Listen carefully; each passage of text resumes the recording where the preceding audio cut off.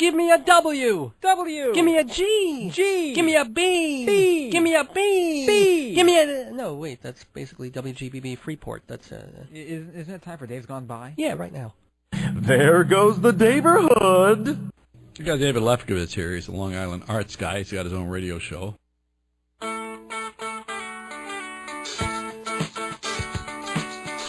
Greetings from Long Island, where every highway is a sunrise. It's time for Dave's Gone By, an hour of comedy, talk, and music brought to you by Total Theater, with your host, Dave Lefkowitz. You've never heard anything like it, so sit back, relax, squeal if you must. Here's the host of Dave's Gone By, Dave! Tropical hot dog night.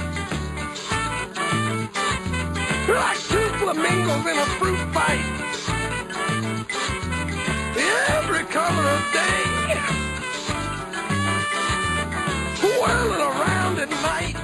Well, there goes the neighborhood. Welcome, good evening, everyone, on this Mother's Day night to Dave's Gone By, our 310th edition of this program, coming to you from the studios of WGBB-AM 1240 on your radio dial and AM 1240 WGBB.com on your internet dial sort of flipper thingy, whatever they call that thing on the internet. I should know by now.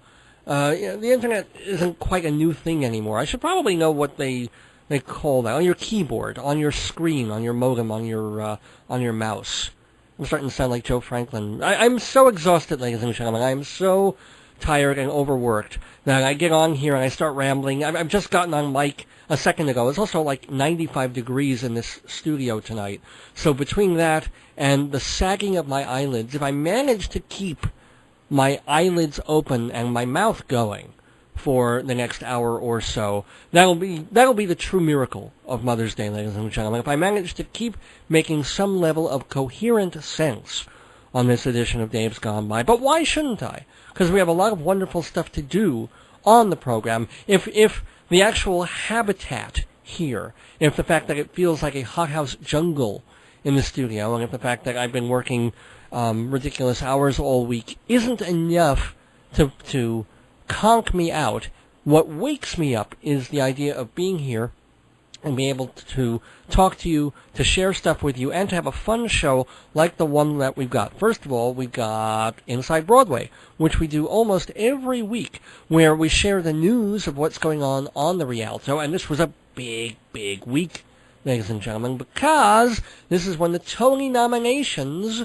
were announced just a couple of mornings ago. So there were a lot of big shows and a lot of big contests going on that are going to be vying for the Tony Awards on that Sunday, June 7th, which, by the way, is when we'll be doing our annual Tony Awards show here on WGBB from 5 to 7 p.m. Just thought I'd throw that plug in there for you.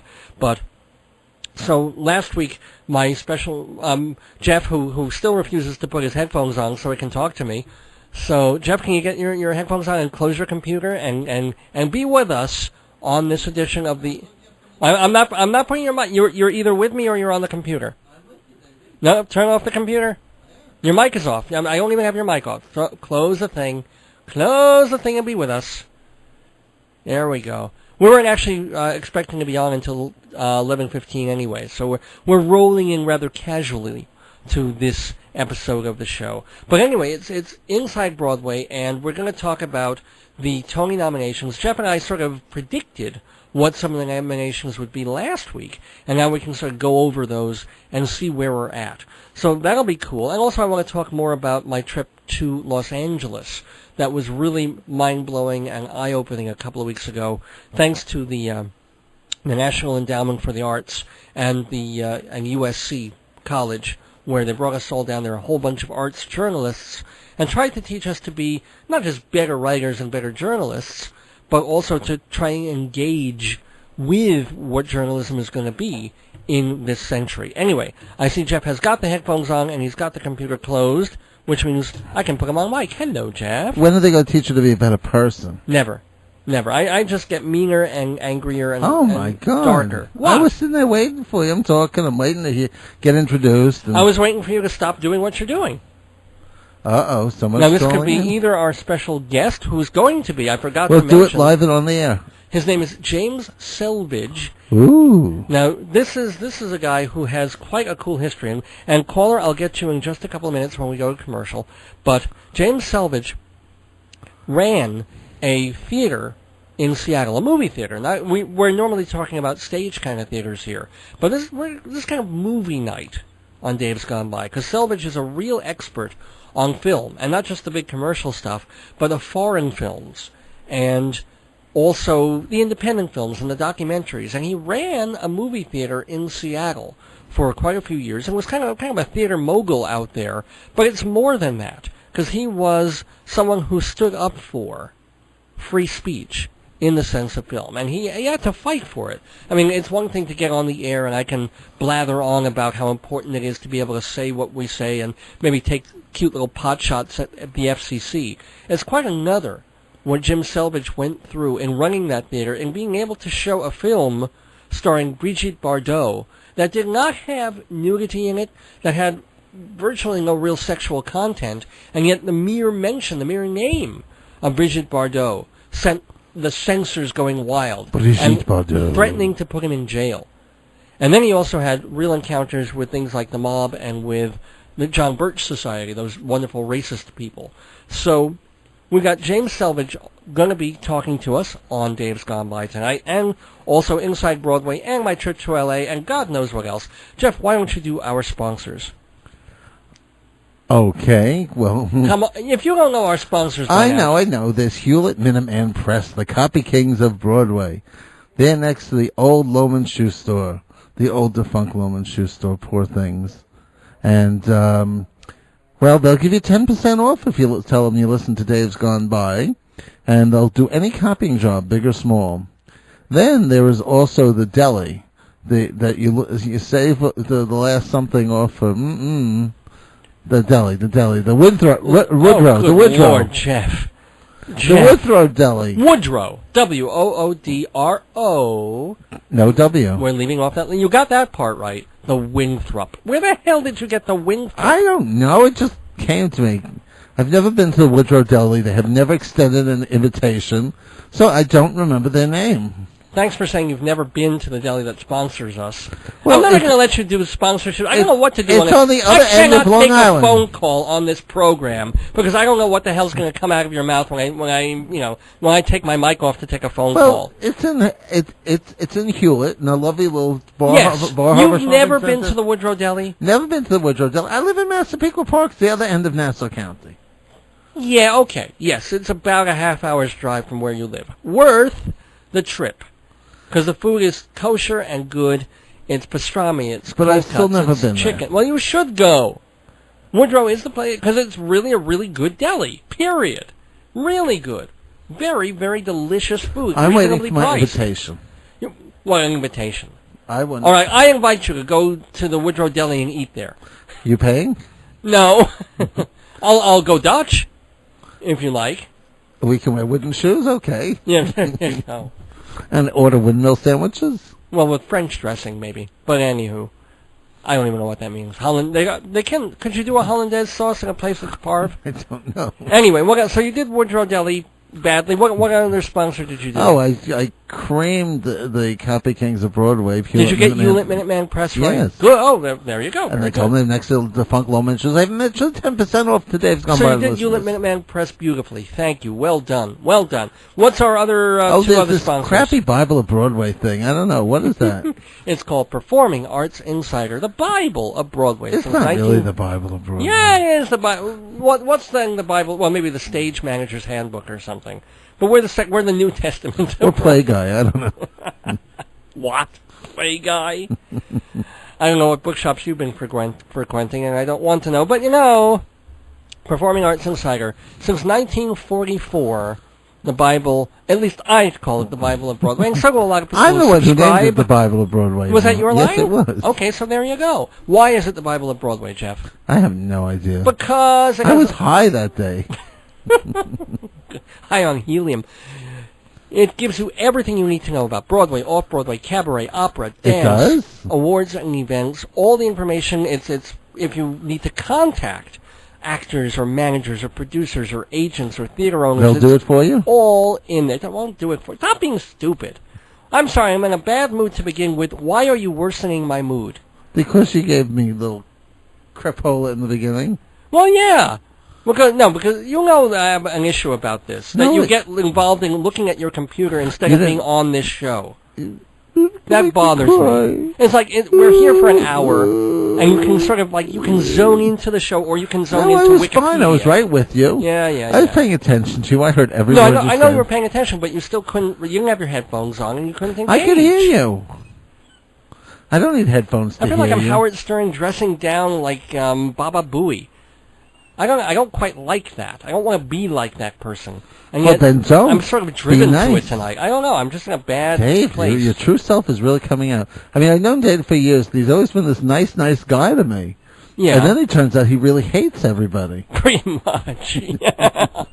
And now he's starting to hate me. I don't hate you. I don't hate you, but I need to control you in these little minutes that we have on the air. I wanted to talk about what you were so busy with during the week. Oh, we don't really have time to talk about that, but we'll try and get you may later. be knocking on someone's door.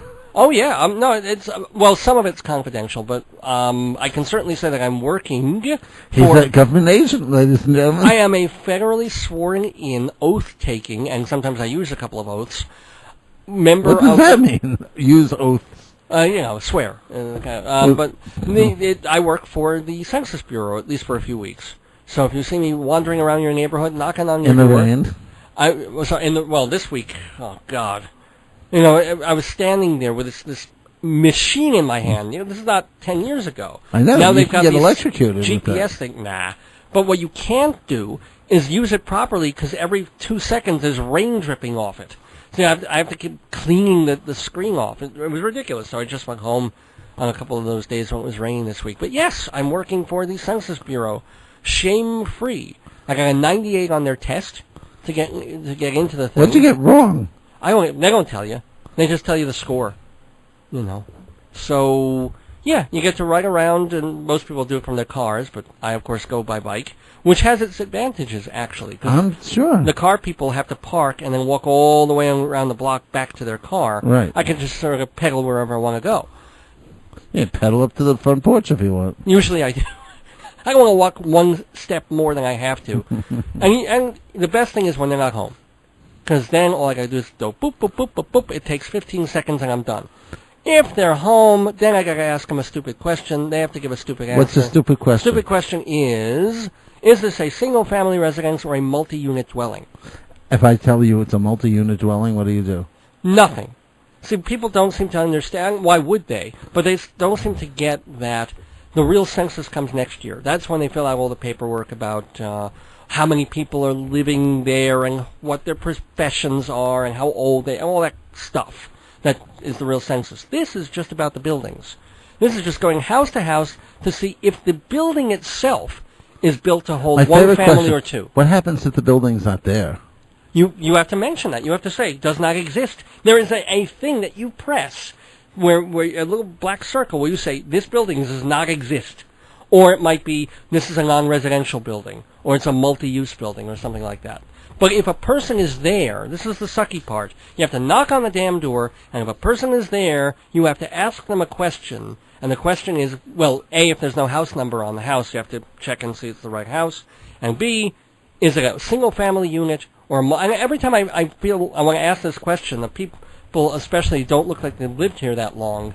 I expect to see like 50 Guatemalans running towards the subway tracks while I'm asking the thing, or the railroad tracks. God, I blew that joke. But, but they don't get it. They seem to fear like, oh my God, it's an immigration thing or whatever. And it's just, no, I don't give a crap. I just want you to tell me. And there are people, literally, people I get to. People tell you why? Women, why? Especially women. I get to the door, and I'm like, I have one question. I don't have time. I have a question that will take them 10 seconds to answer, and they close the door on me, and they say, I don't have time. I'm like, you're these kept Long Island Jewish American princesses. What do you write on most that? Of you. Say uncooperative? Well, no, if they don't answer, technically, believe it or not, this is the cool thing. I'm sorry to keep James Selvidge holding, but we'll get to him in just a minute or two. But this is the interesting thing. Because I'm a sworn deputized person of the federal government, they technically have to answer my question. If it's a reason, if I'm asking the question that I'm authorized to ask, they are actually have to answer if I get to them. I would love to film you at the door. You must answer my question. Well, you don't want to film me out there when they're like closing the door on me because I get pretty mean, as you can well imagine. Oh, really? Do you get mean to them? Well, the door's closing in my face. I don't really get mean to them. Has anyone complained to the Census Bureau about you? Not yet. I'm hoping. I'm waiting. I hate this job. But it's only for a couple of weeks. And the pay is good, right? Pay's pretty good. No benefits, but the pay is... You can work anywhere from 20 hours a week to 40 hours a week. You have to work a minimum of 20, although I did not last week because of the damn rain. And you can't get overtime. You can't go over 40. But, 40 hours a week at the rate they're paying, which I will not say on the air, is not bad. $400 an hour. $400 I would love this job. It would be the best job in the whole wide world. And you know what? Nice weather ain't a bad job. It really ain't. When it was nice and cool after the rains, well, this week will be lovely. Cool. It'll be nice this week. Yeah. So... It's not a terrible job. It's just I'm not suited for it. So one day, Dave may be knocking on your door. If you not around this area. Asking you a question that you must answer. Yeah, exactly. Please answer it. If I see you, if you're there, realize, yes, I have my little tag. I'm from the Census. Someone from the Census is just going to ask you as a single family, or if you don't want to tell them you have an extra apartment in the back, tell them it's a single family dwelling. Yeah, you can lie. I mean, the problem is if we see that there's an extra doorbell or a thing on the side, we're supposed to notate that. Even if the person's lying. But you're not going to get in trouble for lying. I don't care. Just talk to me for 10 seconds, and then you can go on with your miserable, privileged Long Island life. With your husband's trust fund and his Wall Street whatever, that he's cheated all our taxes out of. You can talk to me for 10 damn seconds. I'm from the government. Screw you, My God, you got a big head on you just because you get sworn in. I'm from the government. I know. I feel it's like, hey, sometimes I'm tootling up there, and I'm like, hey, I am from the I may government. be a big nobody, but I come up to your house, and I'm like, you got to answer my one question. Yeah. It makes you wonder, like when some guard puts on a uniform in a store, and they think they're hot stuff because they're wearing a uniform. I understand it. I get it. So you feel just like your what's his name from Different Strokes? Good Lord, Arnold? Yeah, no. Who played him? Gary Coleman. Yeah, just like Gary Coleman. What do you mean? I feel like Gary Coleman. He was a security guard in the mall. Remember? And that was after, right? He became. Yeah. Well, yeah. And he was very authoritarian. Well, A, because he had the uniform, and B, because, let's face it, he would go in there, and people would stop in and say, are you? And he said, yeah, goddamn Gary Coleman, I am. What you talking about, Willis? Well, I know what we're talking about on this edition of Dave's Gone By. Besides coming to our census, ha ha ha ha. Oh. We're talking about theater, and we're talking about movies. We've got James Selvidge, movie expert and real champion of free cinema speech, coming up right after these messages. Please don't go away. Here's a place you should know when your hunger does grow. Come visit the Woodrow. Have a little tongue, have a bowl of soup, have some lemon chicken and chopped liver by the scoop, brisket and pastrami, simmer and salami, catering and everything is kosher and it's yummy. Turkey and knishes, deli so delicious. Everybody go to the Woodrow. Everybody go to the Woodrow. Woodrow Kosher Delicatessen, 5 decades serving fresh, delicious cold cuts and entrees. Open 7 days at the Peninsula Shopping Center in Hewlett. 516-791-4033. 791-4033 for lunch, dinner, catering, and private parties. The Woodrow, there's the place you should go. Meow! I'm not an ordinary cat. I'm a copycat. I love to make copies, so my favorite place is Hewlett Minuteman Press. For 3 decades, they've been on Broadway in Hewlett, printing booklets, making business cards, designing wedding invitations, and making millions of copies. Meow! How good is Minuteman? Hey, I used to have 1 life, now I've got 9. Hewlett Minuteman on Broadway opposite Loman's. Tell him Toner the Copycat sent you for 10% off. something just became clear to me thanks to my guest co-host Jeff Goodman here on Dave's Gone By. I forgot to mention the other sponsor of this program is Fancy Schmancy Balloons for all your party decorating needs. Things like, we're not talking about balloon animals here. We're talking about beautiful decorating archways and we can do balloon animals, too. Can you make a balloon animal? Meow, yes, we can. Really? You do balloon animals? I didn't know that. Can you make me a balloon ocelot? Yes. Oh, boy! I want a balloon ocelot tonight. I don't have any latex with me. I'm not even going to touch that line. Yes, I am. What did you do with your... No, I'm not going to. Anyway, how do people get in touch with Fancy Schmancy Balloons? They call me. At? My phone number. Which is? 516. Yes. 797. Yes. 3229. Say it again, please. 516-797-3229. Call Jeff tomorrow to plan your party. All these graduations are going to be coming up. We've got certainly bar mitzvahs and christenings. And We what are the do other all big those parties now? beautiful sentiments. As a matter of fact, you can be on a Fancy Schmancy shout-out of the week. What's that? Each week we will shout out whose party we've done and congratulate them. Oh, that's pretty cool. So this week we'd like to shout out to Daniel Esch of Manhattan and wish him a happy bar mitzvah, Daniel. Happy bar mitzvah, Daniel. Oh, my God, that's so lovely. Maybe we can team up the rabbi to do that. We Rabbi can Saul have to do on your Megillah shout-out. good time. Oh, wonderful. Well, happy 13th birthday to Daniel? Daniel Esch. Daniel Esch. Esch means tree. And so may you... Live long and bark. Right. May your life have many leaves. May you branch out. One day we hope they cut something open and count many rings. Alibi. Anyway, go to Fancy Schmancy Balloons for all your party decorating needs. Now, I have needs to hear about movies. I talk about the theater here all the time because I'm a big Broadway person. I'm a big Broadway lover. And also a theater critic for 2 decades now, and I co-publish Performing Arts Insider magazine. But it doesn't mean I don't love film. In fact, that was my first love before theater, seeing foreign movies on Channel 13 by Ingmar Bergman and Kurosawa and Jean Renoir, and when Cinema 13 would show those things. Show and up. silent film. No, I want to show up. I loved it. I was immersed in that before I went to college, and pointed me in the direction of taking film and television in college. What was the last Seeing more movie you films. saw? Recently? Yeah. I showed it at the local library, Quantum of Solace, the most recent James Bond film. Quite disappointing. Not my kind of movie anyway. Not that I'm being snobbish about it. A good James Bond film is a good movie, but this one was kind of the cutting was so operatic and ridiculous. No, I don't think there was a shot in that movie that lasted more than 2.5 seconds. Anywho, why ask about the movies that I'm seeing when we can ask James Selvidge, who has seen more than 30,000 films in his lifetime. 30,000? He's shown How many 2002. hours is that? Well, let's ask him ourselves. James Selvidge, are you there with us?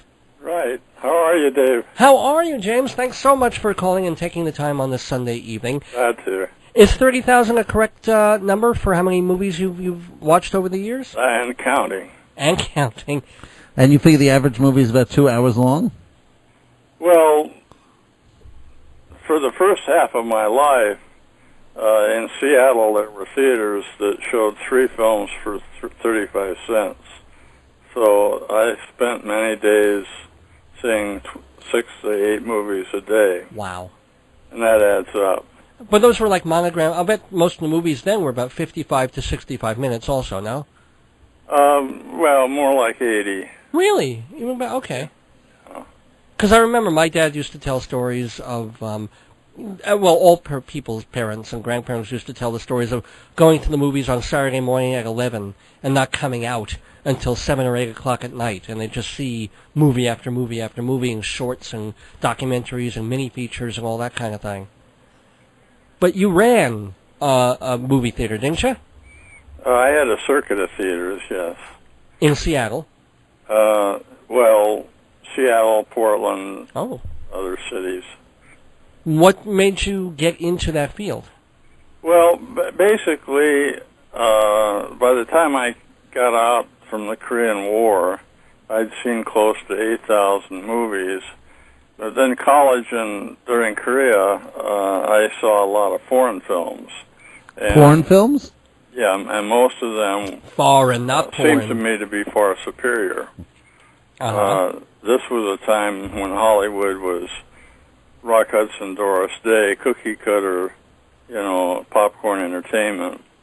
And the foreign films made you think, made you, talk about it. That was the origins of the round the water cooler dialogues movies. Uh-huh. And so I was sure that Seattle was big enough to support a theater on foreign films only. And I was naive in my thinking at the time, but I leased a theater and made some connections in New York and opened up. Now, if you'll let me real quick, Sure. there's two backstories, two things that I didn't know. First, that Seattle from World War II until 1970 was the XXX porno production capital of the United States. I knew we'd get to porno eventually. Thank goodness, And yeah. because an indiscreet employee got busted and wound up in prison in 1954, Yeah. they originated the Seattle Board of Theater Supervisors. And actually what their job was to view every porno film, codify it, stamp it as not obscene. And for 20 years in Seattle and the cities around the country that they serviced, there was never a bust because the prosecuting attorney would say, "What do you want from me?" The censor board says it's not obscene. But I didn't know this at the time, and all I knew was that Hollywood had declared, based on the first rash of great films like Bicycle Thief, that they would not import a foreign film, they wouldn't distribute a foreign film, and they wouldn't allow their theaters to show a foreign film. And Well, it was also the Ration- McCarthy era, yeah. the rationale they claimed to the media was that the public wouldn't pay to see a film in a foreign language where you had to read subtitles.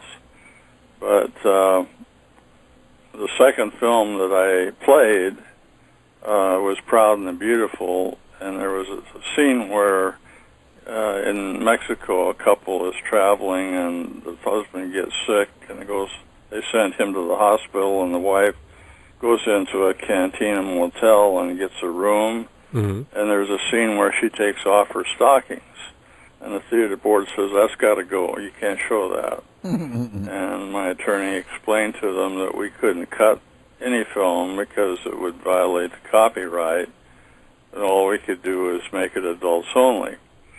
And So wait, did that solve the problem? In other words, as long as you don't let... This is before, obviously, the rating system. So if you just said, hey, we're not going to let anybody under 17 in, the ratings board was okay. no, well, unfortunately, that wasn't the case.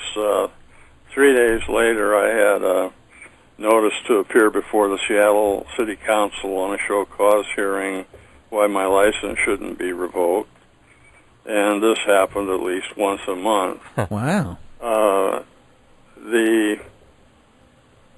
The second thing I found out was that the real reason Hollywood had said no was because of Joe McCarthy, the John Birch Society, something called the House Un-American Activities Committee, and the Blacklist. I actually, in the period I was in the business, got to know some of those where somebody pointed a finger at him and said he's a sympathizer, and he was blacklisted from the industry for most of the rest of his life. Who was that? Well, it was a long list, but one that became a Bridgemont patron was Jules Dessin, who had been a top screenwriter and director in Hollywood in the 40s and 50s. Did he do Top Copy? Or, he Yeah, did that he heist did Never film. on Sunday, Tough Copy, He Who Must Die. He did some great films in Europe, but he had to work there totally. Oh, because he was He was blacklisted. never here. allowed to come back here. What did the McCarthy people and the John Birch people have against films from? Was Frank's seen as Well, common? They had a common mantra: all foreign films are part of the communist conspiracy. So if you were showing a foreign film, you were a communist. I have in my scrapbook a newspaper with a 5-column picture on the front page of the front of my theater with people lined up to see the show, and the caption refers to it as a communist cell where admission is whispering to the cashier, ACLU. Really? That's God's truth. What newspaper was this? This was the Yakima Republic. The Yakima Republic. Well, there you go. It was the New York Post of its day. The publisher was actually the president of the John Birch Society. Whoa. Well, he's out of business now. So yeah, mainly because of my attorney. All right. Let me ask you, speaking of attorneys and stuff like that, James Selvidge, how did Brigitte Bardot almost get you into jail? Mm-hmm. Well, we've got 2.5 generations now that may not know who she is, but back in the mid-50s, at that time, fairly prominent French director married her and starred her in And God Created Woman. It was a huge success abroad, and it was sold in the United States to National Theaters, which was the circuit for Fox, and to United Drive-Ins, which was the largest drive-in circuit in the world. And boom, the censors said, you can't show this, it's condemned. Too sexy for them, huh? Yeah, so the foreign films in those days were handled by very small distributing companies that literally worked out of a briefcase in a maybe 300 square foot office. And it was handled by a fellow named Peter Horner, who ran Kingsley International. He called me up and told me what was happening and if I could help him. So I said, well, if you can find me a French language print with subtitles and let me design my own ad campaign, I will play it. And I did. It was a huge success. And actually, as a byproduct, just as a quick anecdote. Wait, so you actually presented God and God Created Women? Yeah, and that's what got you in trouble? Yeah, this movie, I'll politely call it coincidence, but most censor boards in those days were majority Catholic, and they had what's called the Legion of Decency, and anything that they cited as C for condemned, which was a mortal sin, was poison at the box office. Right. And Hollywood wouldn't touch it. Well, they were so upset that they not only made the movie a C picture, condemned, but they made her condemned. So in 1962, 4 years later, I played The Truth, which starred her in a film by Henri Georges Clouzot, who was one of the top directors in France. He's the fellow who did Diabolique. Yeah, he made Diabolique and Wages of Fear. Right. And I screened the movie for the critics on Monday. Again, this was a film that was to be a general release, but was condemned. I showed it to the critics on Monday, and Tuesday morning's paper, well, both papers had banner headlines, Selvidge to be arrested. So when the film opened, the censor board is required by law to watch the first showing with the public so that they can testify in court that that's the film that they condemn. So when intermission came around, I was standing out on the sidewalk, and it was like daylight because all three networks were there with their trucks, and across the top of each Kliegleis, and the regular patrons came out first, and then I saw through the door the censor board kind of circle like a football huddle in the lobby, and the chairman of the board came out while the others kind of scurried like cockroaches down the sidewalk. He put his hand to my ear and leaned over and whispered, with subtitles, "It's more artistic." That kept me out of jail. It's amazing the little things, those little bitty coincidences and the little quirks of people can make the difference in that case, rather than just something as simple as logic. Let me ask you, we're talking with James Selvidge, who is, by the way, the author of a book. You've written about your experiences running these theaters and also dealing with people like the lovely John Birch Society and these well, maybe not so idiotic censors, maybe people doing their jobs and also trying to wink and tell you that they really shouldn't be doing the jobs that they're doing. But tell us just a little bit about your book. Well, basically, the book is two books in one.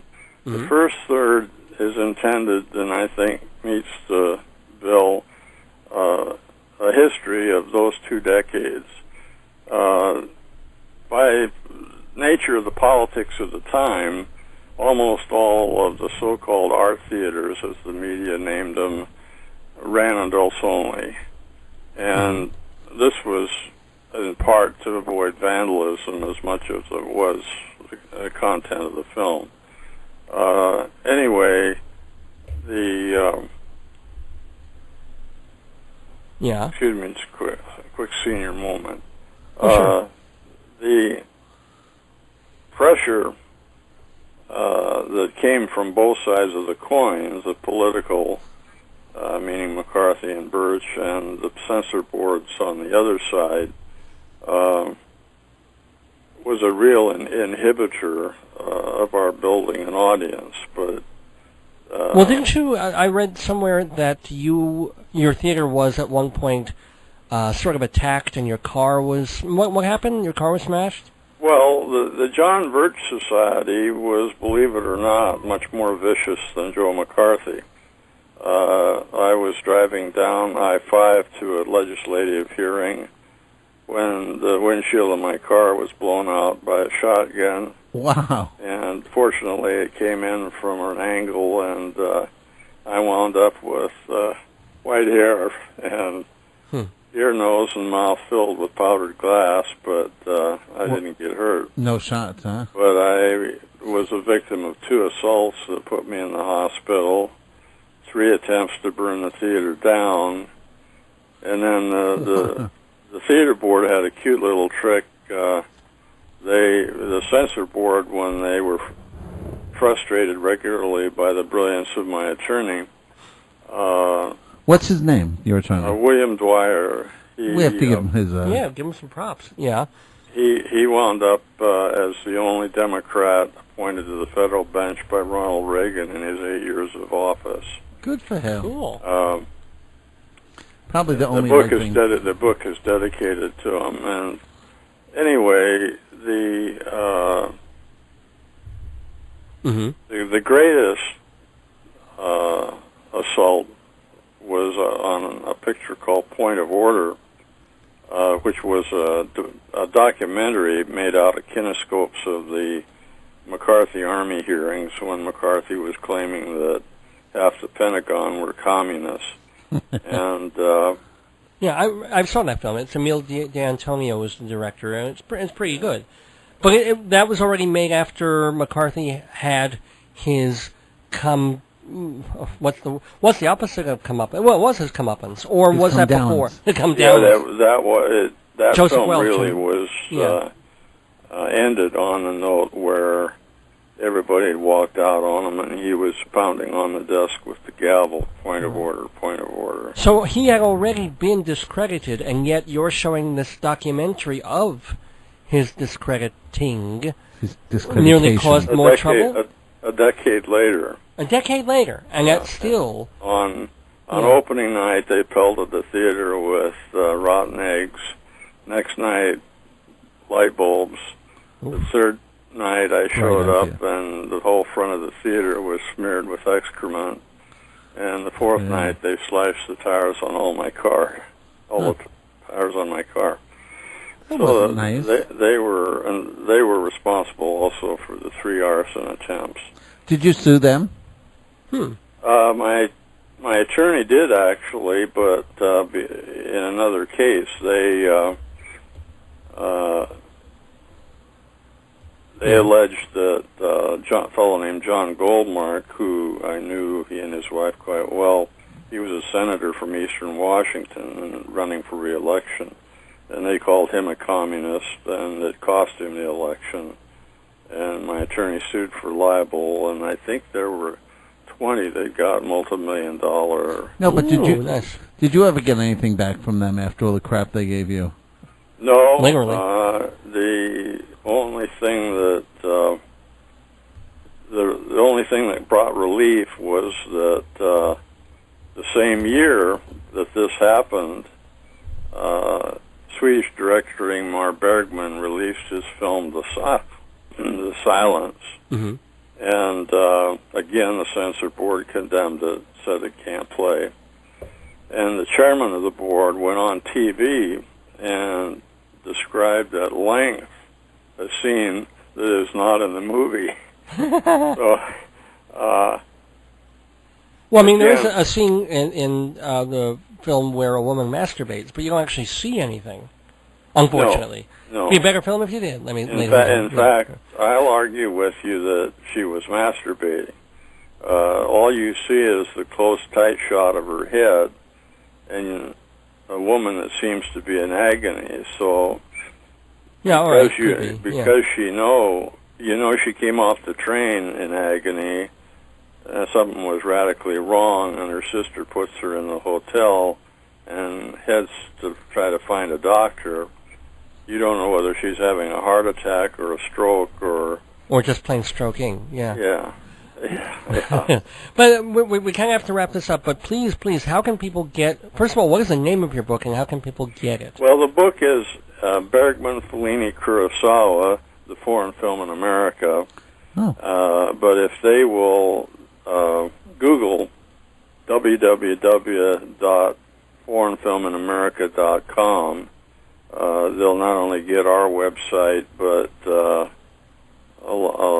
lot of other listings by critics and people that have read it so far. And, so it's www.foreignfilminamerica.com? Yeah. Foreign film or films? On our website, there's an order form that if they want, they can order it direct. Well, cool. It's an appreciation of the films and also your story, correct? Well, where I broke off with the senior moment, the third of the book, as I said, is history. The other 2/3 is coverage of the 330 greatest films from that 2 decades. Oh, all right. What's the top film? What's the number one film for you? The Seventh Seal is a drama. Yes. And the Mr. Hulot trilogy by Jacques Tati is comedy. Huh. I never got into the Tati films. They didn't make me laugh enough. But Seventh Seal, really? I'm so with you. I've seen Mr. Hulot's Holiday 39 times, and it still breaks me up. It is an acquired taste. I really wanted to acquire it, but every time I see a Tati film, even Playtime, which is the one I kind of like the best, I want to like it more than I actually do. Oh well. That's what makes, as you know, horse racing, since that's kind of your sideline as well. As a parting shot, if you don't mind, this I didn't know until after the book was published and we started our marketing, which was just a couple months ago. Out of those 330 films, 200 are now available on DVD through Netflix. Now, I have nothing to do with them. I'm not I'm surprised that it isn't a higher number at this stage, since everything gets saved and released on. I'm surprised it isn't closer to 300, let alone 2. Well, no. It's because it's not that easy to get the rights. And some of these films, even in the theatrical period, for instance, the Polish film Saragossa Manuscript, which is right up there with Bergman. It took me almost 2 years to find who had the authority to sell the U.S. rights, which I got, and I was the distributor for 3 years. Oh, wow. And then it disappeared off the face of the earth until now it's available on Netflix. Wow. The Criterion Films, which is restoring so many films, and where most are available for purchase, they have a major crew, including partnership with Janus Films, which handled all of Bergman's and who I distributed for in the West. By the way, because you were talking about purchasing films, do you have an extensive film library of your own at home? Well, I have on DVD, particularly Bergman and Toddy. But I mean, you don't have like just 20 DVDs. Do you have like thousands of DVDs? Or? Oh no, not thousands. No, And by the way, VHS tapes, just so you know, I actually did the math on your what was it, 30,000 films. That's roughly 500 a week. Well, I mean a year. Yeah. A Well, year. it's not only that; it's actually 25. Was it 2,500 days in the theater, which is about 6.5 years of your life you have spent in a movie theater. Well, I'm surprised it's not more than that. Yeah, I mean, more. Well, then maybe you're vastly underestimating the number of films you've seen. Well, I'm up for Guinness Book of Records in 2010. I think I'm going to get it. But I'm. They use the term film buff a lot. Yeah. I'm also a film nut. Because of my father, as a matter of coincidence, I was seeing 10 or 12 films a year starting at age 8. Wow. 1936. That's a lot back then. Then once I got into the industry, I was living in. Well, yeah, if you were theater. showing movies, you'd see the same film 5 times a week, or aside from the fact that you saw Mr. Ullo's Holiday 39 times, so that doesn't count in the 30,000 films he's seeing. That's right. He's seen 39 Well, more. I bet you he spent more of his life in the dark than in the sunlight. Don't we all? I don't even know. Anyway, well, yeah. In Seattle, we had 8 theaters that ran 24 hours a day. Wow. So it was very common for me to go in at 10 at night and come out at noon. And I see. They ran 24 my introduction to foreign films was I did teach a year in Bakersfield, and weekends I went to L.A. on what I called movie marathons. And I literally, lived in the theaters that were owned by Mayfair Pictures at the time. So you didn't have to have a hotel room. Yeah, right. Yeah. Well, James Selvidge, we've really got to move on, but I want to thank you so much. Everybody, go get James Selvidge's book, and it's Selvidg. James Selvidge. You are a fascinating man. Foreign Films in America. I hope you live long enough to see 30,000 more foreign films and report back to us on them. I'm an ancient 80 now, so that's not likely, but I might make it another 5. Another 5,000 will work. Call us another 5,000. You got it. Thank you so much for calling in, and really, really, best of luck with the book, and best of luck to you. Thank you very much. Have a good one. Bye. You don't have to pay big bucks on Broadway to enjoy a funny play.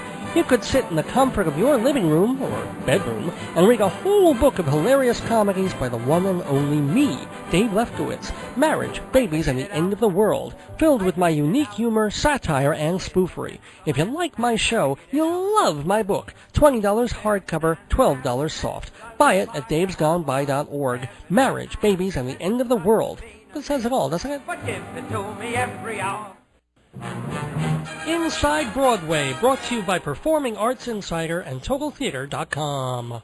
Yes, Inside Broadway, this is the place to go to hear about what's happening on the stages of New York, both on and off Broadway. Let me just find my little Inside Broadway cheat sheet. Here we go. Well, first of all, one thing I want to tell you about theater is don't miss the brand new show, StageBuddy.com's Showbiz Talk. Why? Because I'm hosting it, and because it's going rather well, knockwood. Everybody who listens to this show Well, we'll change that.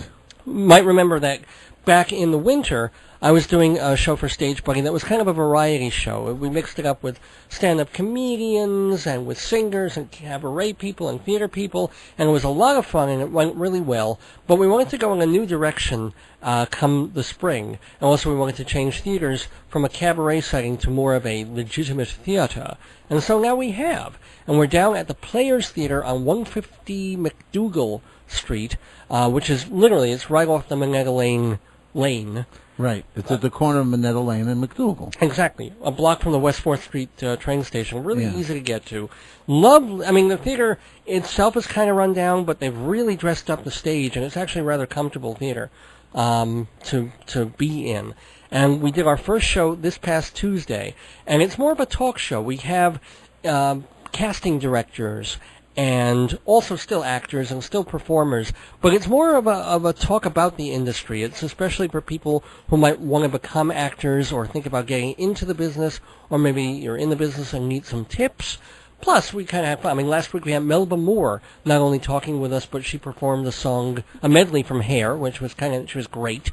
Did you ask her for my money back from An Ace in Play? I didn't get into the show that you saw on Broadway. Was it a one-woman show or a... No.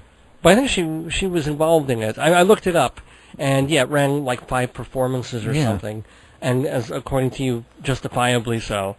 Yeah. No, we didn't mention that. We didn't mention that her TV show got canceled after 1 episode because it was the night of some terrible thing happened, and so America wasn't interested in the Melba show on that particular night. Melba! Exclamation point. Toasted, yeah, but.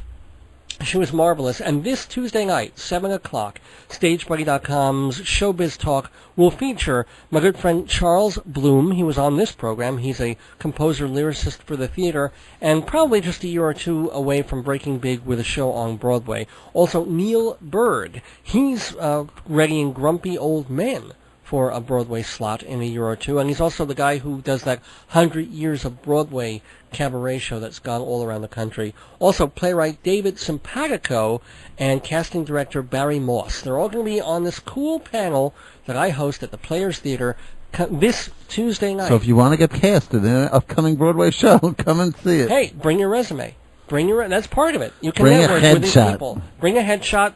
From 6:30 to 7, you can kind of mingle and network. 7 o'clock, we have the panel at the Players Theater on McDougal. $5 to get in. And once you pay the $5, you can stay for all 3 shows, because after we're done, there's a variety show and then an open mic. So you can make it a whole night at the theater. And you can buy drinks, literally right next door and bring them in.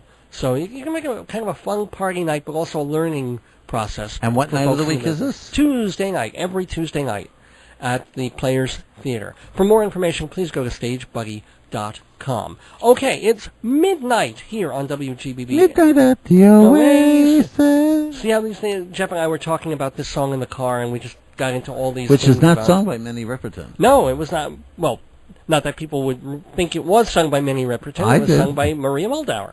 And Jeff and I just got into this whole wiki sort of conversation. But we don't have time for that. We're inside Broadway, where we have a couple of things to report. Some bad news, again.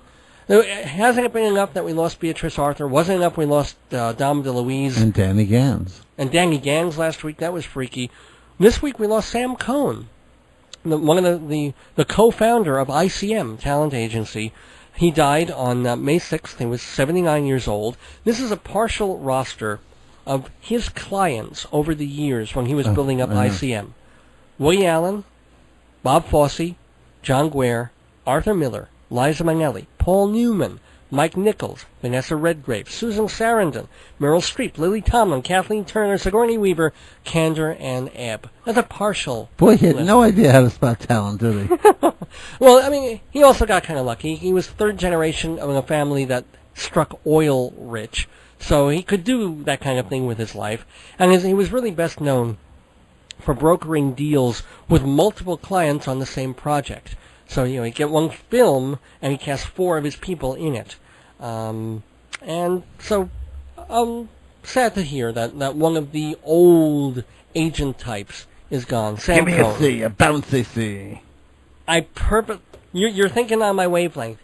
That character was not based on Sam Cohn. That character that Martin Short did was based on Irving Caesar, the composer. Right. But I was thinking the same thing when I was checking up on the facts on this. Was this the Bouncy C guy? And I said, no, that was Irving Caesar, who lived to, I think, 99 or something.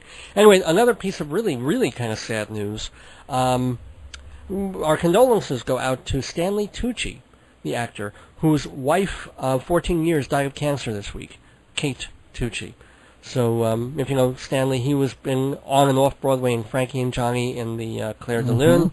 He's also in the films Made in Manhattan and The Devil Wears Prada. So, really sad news for him. So, sorry about that. This is so uplifting, Dave. Who else died? Well, no, you're going to like this. No, this is happy news for Jeff. Oh, good. Guess what Encores is going to be doing June 12th through July 5th? City Center Encores in New Robert York. Bridegroom. Nope. What's the show that you were hoping would come to New York, at least in some form, soon? The Wiz? Yes. Encores Oh. is going to... What do you mean, no? But I wanted to see it because of the director. Oh, it was being done by the Tommy guy? Yeah, Des McAnuff. Des McAnuff. No, this is an encore staging. It'll be fairly stripped down. But it does star LaChanze as Glinda, the Good Witch, and Orlando Jones as the Wiz. Okay. Oh. I wanted to see it. I only wanted to see it because I wanted to see what he could do. What McAnuff would do to it. Yeah. Des McAnuff would Or do you know with who I'd like to see Diane Paulus take a crack at it, considering what she did with hair this year. The Wiz would be right up her alley, you know? Possibly. I think maybe. I'm trying to think of something that was a good show that had like not a great book. She seems There's dozens of them. I know, but she seemed to take because the book with hair was always the problem. Yeah. And she really fixed that up, and she recognized that. So I'm trying to think of a musical that really great music, bad book, but Well, Company almost for one. Company's book isn't bad. It's just kind of uneven and all over the place. and also it might be for a little night music revival coming. Well, you know what happened with that? What happened with that? That was kind of going... Oh, that was going to be with what's her name? Natasha Richardson. Yeah. Yeah, so that's a little bit, Actually, if I don't know how to make this joke work. Don't. Just don't even say it. No, actually, Natasha Richardson, they're thinking of bringing back Pacific Overtures with her in it, just to do Someone in a Tree. I'm sorry, that just came to me, and that's so cruel. Someone hit a tree.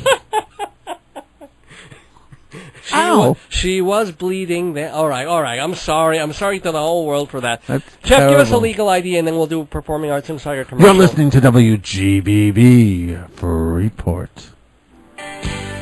If you have no idea what to see on Broadway this season, have I got a magazine for you. Performing Arts Insider, the Bible of Broadway and beyond.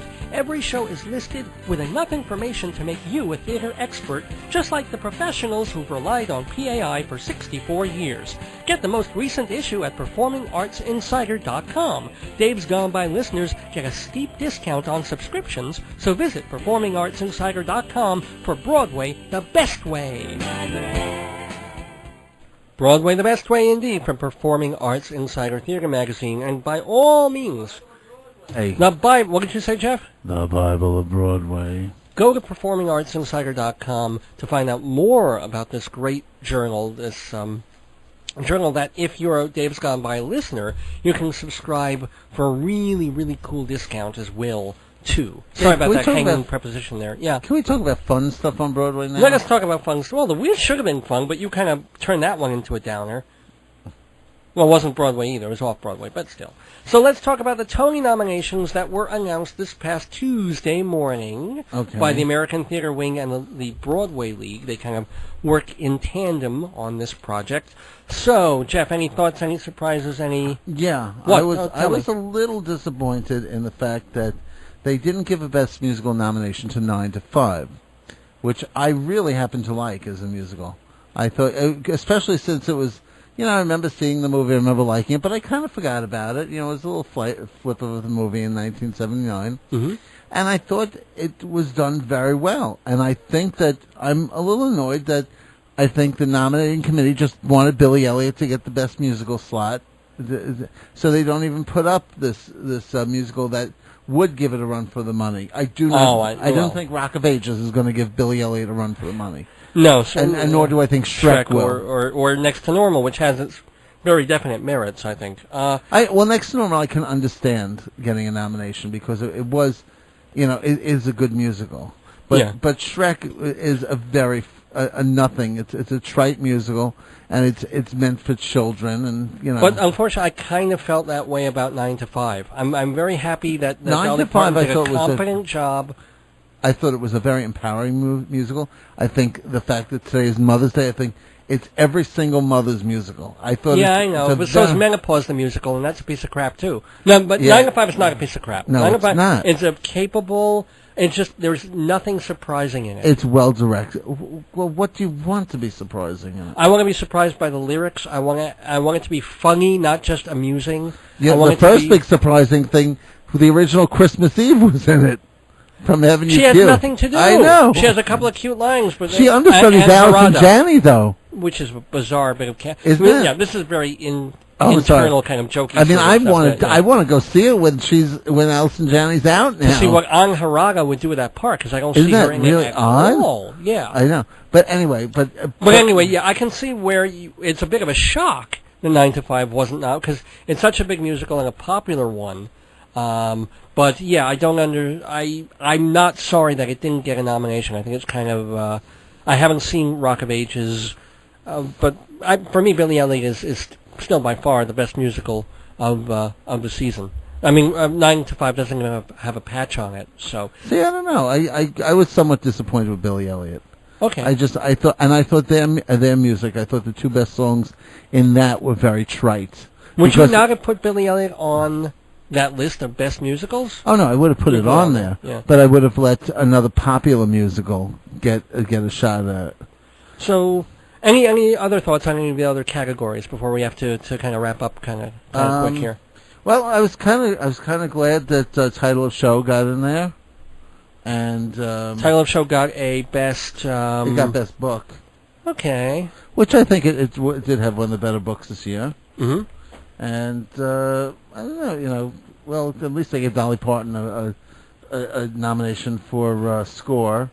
Okay. I mean, I don't think her score was that special. The two best songs are songs she wrote 20 years ago.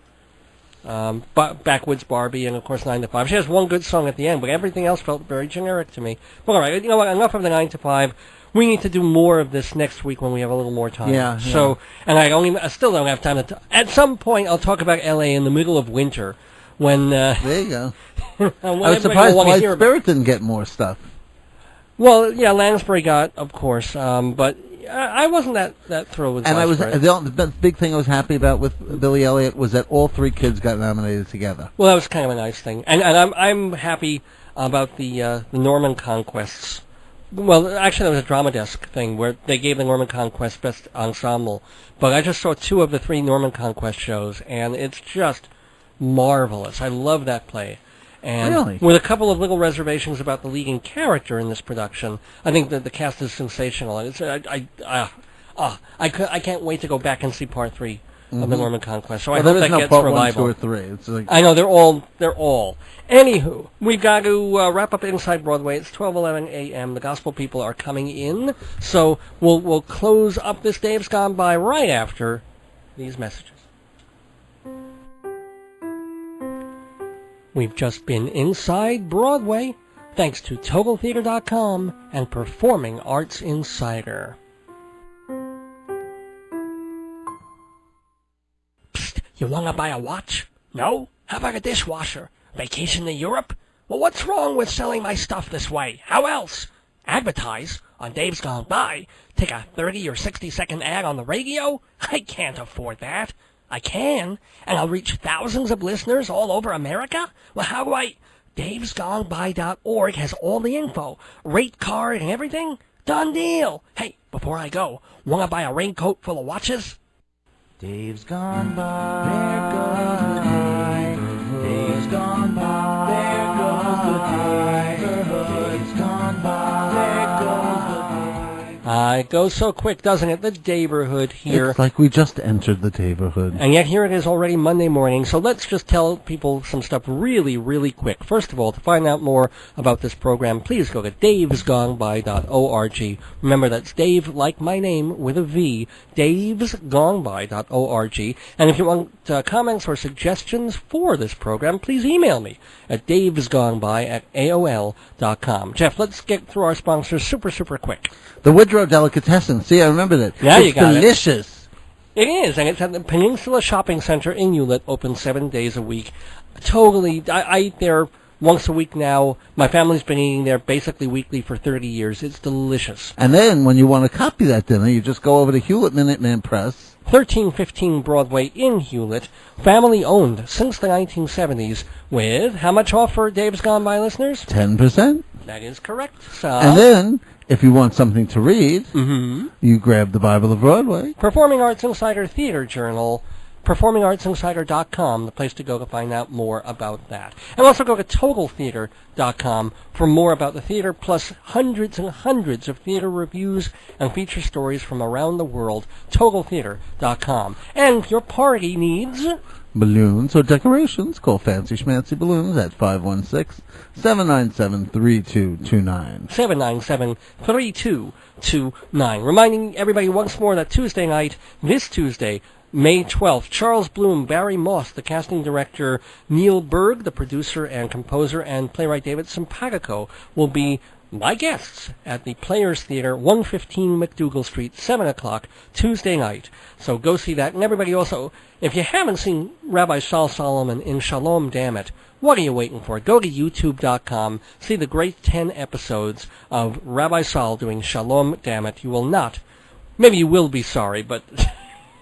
What's a half hour of your life? You won't know if you're sorry until you see it, you see? So and Dave will give it back to you if you really hate it.